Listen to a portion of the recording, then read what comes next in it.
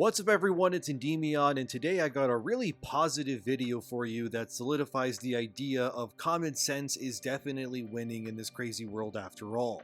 Of course, there's still plenty of misfires coming out, like the new He-Man show on Netflix that has debuted to abysmal numbers, or the apathy of the fans when it comes to many other corners of pop culture from Marvel and more. But there's one show that's eating the lunches of everything to such an astronomical degree that it'll be impossible for places like Hollywood to deny it, and that show is Reacher on Amazon Prime. So let's decipher why Reacher is exploding in popularity, why other shows are failing, and why the culture war is teetering in our favor and more. Also, I'm just gonna put footage of male characters I enjoy in video games. Cool? Alright, let's begin. So of course it takes a little bit of time before the finalized ratings of shows get compiled in a nice and neat way. And now that 2023 is said and done, the Nielsen ratings for that year have officially been released, and do they ever tell an interesting story? For those unaware, the Nielsen charts are basically the definitive list of what shows are doing the best in terms of streaming across Hollywood. There's no bias or agenda with these numbers, it's just cold hard facts. And based on these facts, as you can see here on screen, Reacher has absolutely dominated, especially near the tail end of 2023, where it even outperformed over Netflix's The Crown and stuff like Squid Game: The Challenge. And when we look at this other listing here, Reacher came in second place for overall minutes watched, just behind Netflix's Leave the World Behind, which was a movie. I think what's really impressive here is that Reacher, which during this compiling of information only had 11 episodes available. Yet even with that, it almost doubled the entirety of the viewership of long-standing shows like Grey's Anatomy, which has over 400 episodes available. So it's insane when you're looking at these numbers and realize that those 11 episodes are absolutely killing it and then some, and good for them. Reacher, of course, is the antithesis of what Hollywood and streaming services largely want to push these days.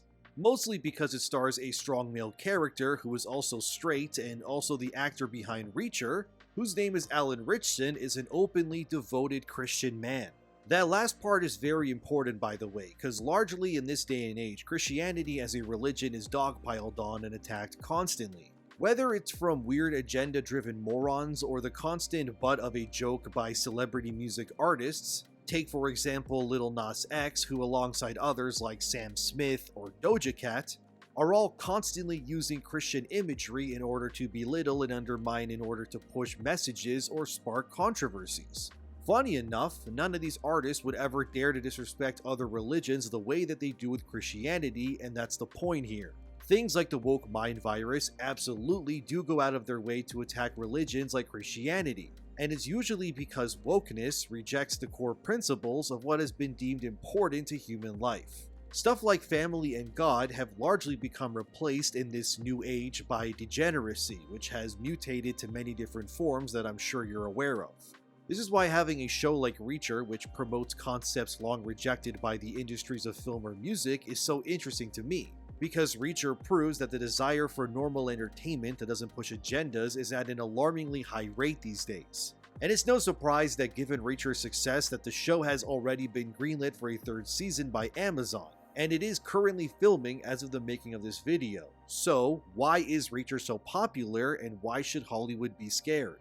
The truth is that if Reacher had released 10 or 15 years ago, it would have been considered a standard by the numbers release. Considering back then in the early 2000s, concepts like gender ideology and other nonsense hadn't really become mainstream yet. Reacher also falls into a very specific and very small category of projects that have all come out in the past few years. But surprisingly, everything within that small group have done gangbusters in different degrees. Movies like Spider-Man: No Way Home is a prime example that superhero movies can be made in today's world without pushing nonsense. And because of that film, it made almost $2 billion globally. Then you have movies like John Wick Chapter 4, which is another example that rejects nonsensical woke ideology in favor of fast action and badass characters instead. That film made $440 million at the box office, or about 4 times its entire budget. Another film that echoes what Reacher preaches would be Top Gun: Maverick. Which, big surprise there, it also made over $1 billion and is currently on its way to making a sequel as well, with all the usual suspects returning. This club of projects may not be a huge sample of movies, but the truth remains that what these movies and Reacher exemplify is that whenever content is made that doesn't pander, the results are clearly nothing short of extraordinary. And of course, the more shows we see pushing these nonsensical concepts are getting nowhere near the same level of recognition or hype behind them. Take the new Netflix series Masters of the Universe Revolution, whose newest trailer has debuted currently, as of right now anyway, around 230,000 views. That is a lot of views, if you're a small independent channel like mine for example, but for Netflix, that's peanuts. Especially if you consider that the previous Masters of the Universe teaser raked in over 9 million views when it debuted 2 years ago. The comparison there is insane in terms of viewership numbers, but it proves what I've been saying for a while now, that fans are sick of weak male representation in their media, and Masters of the Universe Revelation did pull the old switcheroo on fans of He-Man, and instead made the main character Teela. And of course, with this new series that follows that woke feminist garbage heap, the response is but an ounce compared to the interest before. Largely because fans of He-Man are likely already conditioned to understand and accept that whatever Netflix is pushing here, it will likely subvert their expectations and make He-Man get sidelined again. The bait and switch has been overused far too many times in the past few years already. Take The Mandalorian over at Disney, or even Scott Pilgrim Takes Off at Netflix, where they advertised that show as an authentic recreation of the beloved comic, only to throw Scott Pilgrim to the side at the end of episode 1 and make Ramona Flowers the main character instead.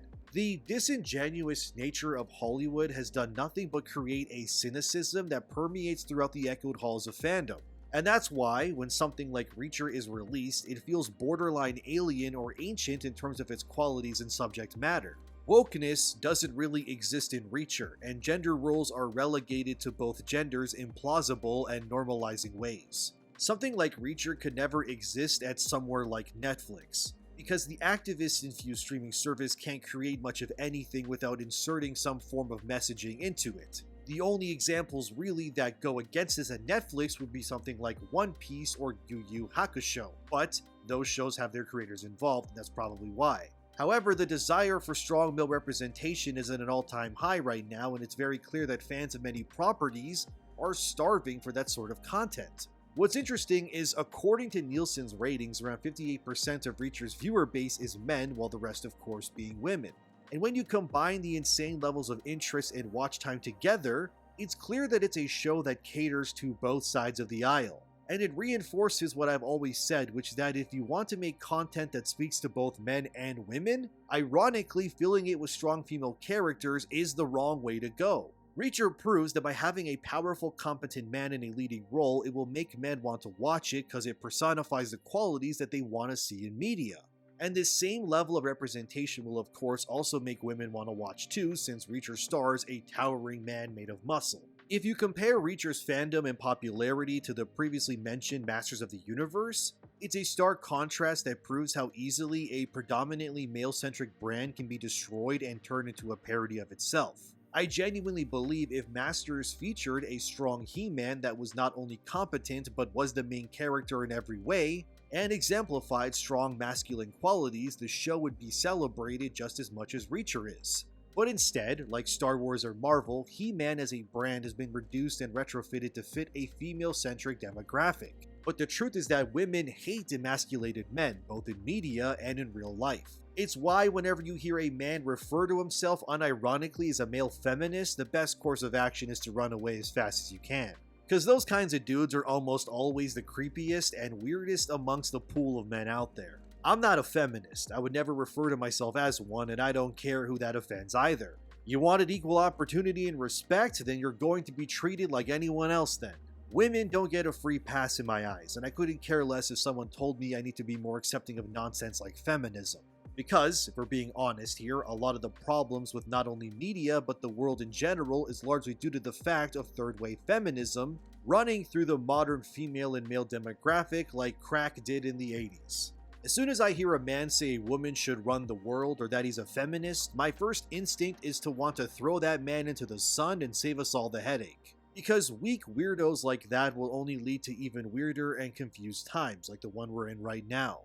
Pop culture and entertainment at large has a direct impact on the behavioral tendencies and qualities that are imbued into any given generation.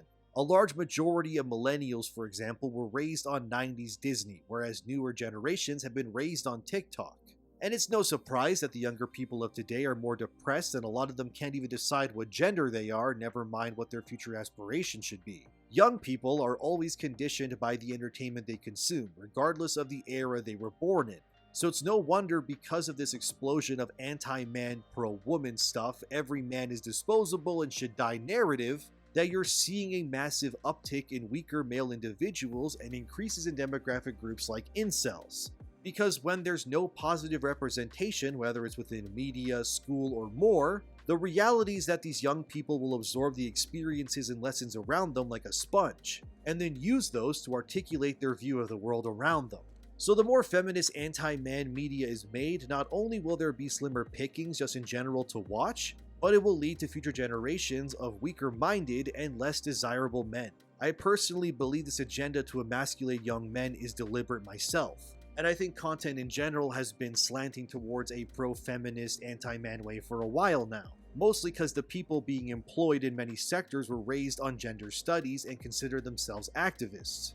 It's why colleges are largely considered more like propaganda camps these days instead of being actual spaces where people go to learn useful things. Reacher is part of that antidote towards the miasma of nonsensical anti-man rhetoric this world has become accustomed to. And like I said, it's no wonder because of its existence within this time that it's leading to massive numbers in ratings. Because to say audiences are starved for proper pro-male content would be an understatement these days. However, even in terms of Amazon Prime, where Reacher can be watched, it's still suffering from major losses anyway. For example, look here where Amazon has confirmed that there will be layoffs across their various divisions that they own. These layoffs will hit places like MGM Studios, Twitch, and Amazon Prime Video as well. As Vice President Mike Hopkins puts it here, the reason why these layoffs are happening are because it's to reduce or discontinue investments in certain areas while increasing our investment and focus on content and product initiatives that deliver the most impact. These job cuts come after Amazon already got rid of around 18,000 jobs in early 2023. Most of these job cuts came from human resources, and 75% of their Comixology staff were also let go. Notice how both of these departments are things that are usually tied to stuff like feminism as well. Comixology losing 75% of their staff is unfortunate, but let's be real, comic books don't sell these days anyway.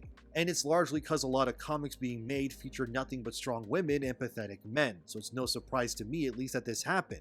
As Bounding Into Comics says, they correlate these job cuts alongside this newest wave of cuts to be tied to certain sectors of Amazon not operating well. And in terms of Prime Video at least, these cuts are largely due to some shows with massive budgets like Rings of Power or Wheel of Time, which coincidentally are pro-feminist anti-man shows underperforming massively despite their huge budgets. The sobering truth is that these new ways of making content, like pushing feminism on every turn, are very clearly not working, and it's costing Amazon a lot of money in the process.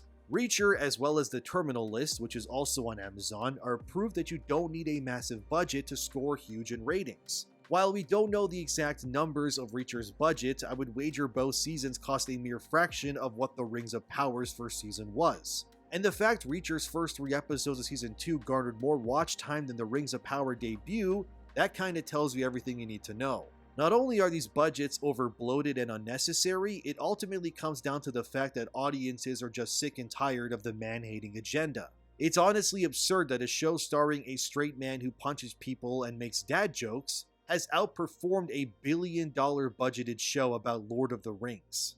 But this is the truth these woke morons don't want to accept. They truly believe if they just keep pushing more man-hating content, that eventually surely it will work and audiences will just accept it. But the beautiful realization is that the opposite is what's happening, and it continues to give me hope.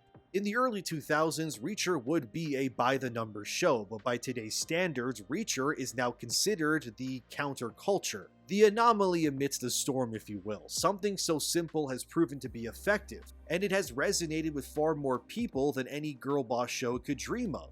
And if Amazon wants to continue to grow and pull in those record-breaking numbers, They would be smart to embrace pro-male stories that celebrate the power and heroicness of masculinity.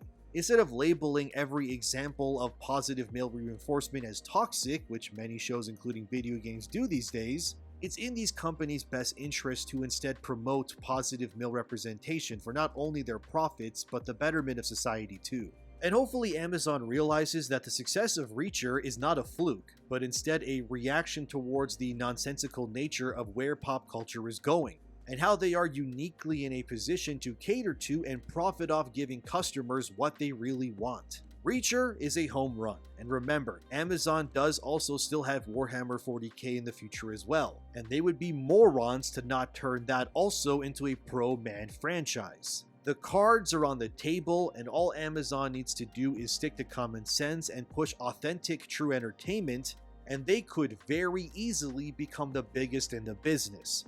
And as I was making this video, there has been some news surrounding these cancel culture weirdos trying to go after someone else for not aligning with their views, which is of course Gina Carano. She's set to appear at a convention in Vancouver, Canada soon. But of course, these same kinds of ideological driven individuals who act like a hive mind want Gina Carano removed from the event because of her politics.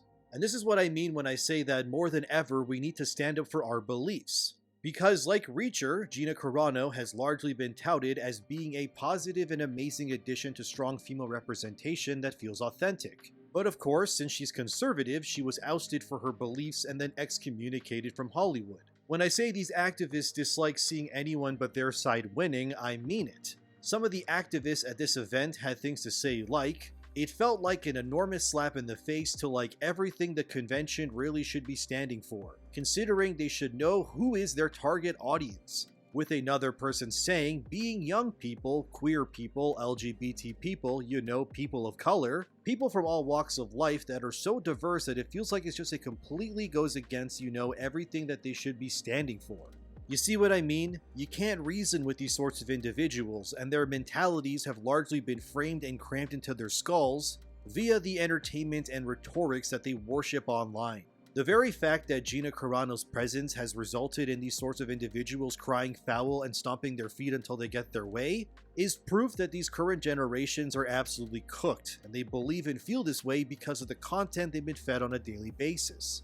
Had the majority of normal young people been introduced to strong, authentic versions of men and women, and were taught the practices of traditional family values, they would not have these sorts of opinions. But instead, because they've been conditioned by the media, the schools, and their echo chambers, that's why we're seeing this pushback the way we are. It's not necessarily who Gina is that frightens them, but what they believe that she represents. And this is why we need normal, level-headed media to return in order to dissuade and ensure future generations don't end up becoming insane, weak-minded people like these that cry when someone they don't agree with is at a convention, that by the way, they likely won't even run into or have any interaction with themselves. If you ever needed to be convinced still that media has a cascading effect across entire demographics of people, it's this. These people were told Gina was evil because of their echo chambers, so now they are naturally upset about it. This is why this culture war is so important, because we need to ensure that this sort of mindset doesn't permeate. And one of the most effective ways to ensure what these people absorb into their heads is an echo chamber feminist nonsense, but I digress. But what do you think about Reacher's meteoric rise to success? Do we need more or less male representation in media? Let me know in the comments. I hope this more positive video was enjoyable, and please consider liking, subscribing, and sharing the video to help the channel out. Thanks to my patrons for their support, and have a wonderful day. I'll see you in the next one.